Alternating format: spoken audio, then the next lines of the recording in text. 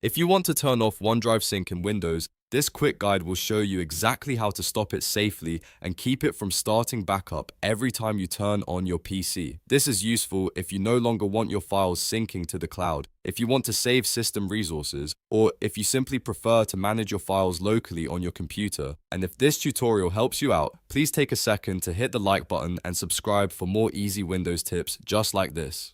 Alright, let's get into it. First, look at the taskbar in the bottom right corner of your screen and click the OneDrive cloud icon. If you don't see it right away, you may need to click the small arrow to show hidden icons first. Once OneDrive opens, you'll see a small menu pop up. Next, click the gear icon in the top corner of that menu and choose Settings. This is where OneDrive's account and sync options are managed. When the Settings window opens, go to the Account tab. That's the section that controls which PC is linked to your OneDrive account. Now, click Unlink This PC. Windows will ask you to confirm that you want to disconnect this computer from OneDrive. Go ahead and click Unlink Account to finish the process. Once you do that, OneDrive will stop syncing files on this Windows device. At this point, your computer is no longer connected to your OneDrive account, so new changes on this PC will not upload to the cloud, and cloud changes will not download to this machine.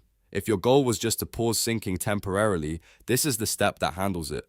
But if you also want to stop OneDrive from opening automatically when you sign into Windows, there's one more important step. Press Ctrl, Shift, and Escape together on your keyboard to open Task Manager. If Task Manager opens in compact mode, click More Details so you can see the full set of tabs. Then open the Startup Apps tab. This section shows all the programs that launch when Windows starts. Find Microsoft OneDrive in the list, then right-click it and choose Disable. This prevents OneDrive from launching automatically the next time you restart or sign into Windows. It's a simple step, but it makes a big difference if you want OneDrive fully out of your way. And that's it.